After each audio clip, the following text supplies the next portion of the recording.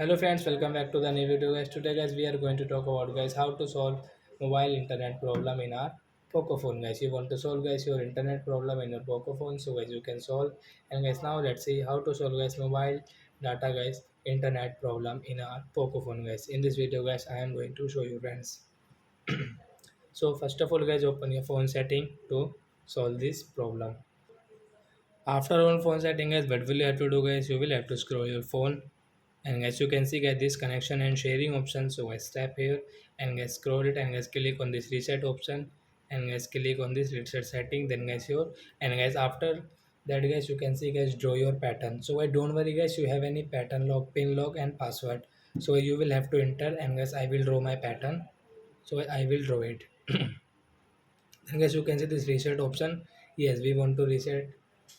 Yes, so a setting has been reset means guys your network problem guys mobile data problem has solved in your Poco phone. Then guys you can use guys your mobile data means internet without any problem. After that guys you have any problem, so guys don't worry guys, take a screenshot of your phone model number guys, send me on comment section. I will check guys, I will help you. Bye bye friends, thanks for watching.